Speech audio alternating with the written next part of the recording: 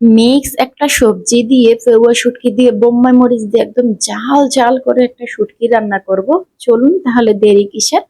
প্রথমে চুলার মধ্যে একটা কড়াই বসিয়ে দিয়েছি। কড়াইটা যখন বেশ গরম হয়ে গেছে তখন আমি খানিকটা তেল দিয়ে দিয়েছি। শুটকি রান্নার ক্ষেত্রে কিন্তু তেলটা একটু বেশি দিতে হয়। তারপরে আমি রসুন কুচি দিয়ে দিয়েছি। এখানে আমি পেঁয়াজ ব্যবহার করি না। রসুনটা যখন একটু ভাজা ভাজা হয়ে গেছে তখন আমি ফেউয়া শুটকি দিয়ে দিয়েছি। ফেউয়া শুটকিটা রসুনের সাথে ভালোভাবে ভেজে নিয়ে তারপর আদা রসুন বাটা দিয়ে দিয়েছি এবং হলুদের গুঁড়া, মরিচের গুঁড়া, লবণ দিয়ে দিয়েছি।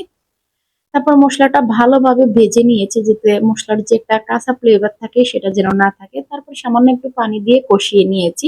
কষানোর পরে তেলটা যখন ছেড়ে দিয়েছে তখন সবজিগুলা দিয়ে দিয়েছি। আর এখানে ৩-৪ পদের সবজি আছে। ছোট আলু, বেগুন, বরবটি, চিচিঙ্গা এরকম ইত্যাদি ইত্যাদি। তারপর দিয়ে দিয়েছি কিছুটা টমেটো। টমেটো দিয়ে ভালোভাবে ঢাকনা দিয়ে আমি একটু কষিয়ে নিয়েছি। তার মাঝে আমি ১ কাপ পানি দিয়ে দিয়েছি, সেটা দেখানো হলো না।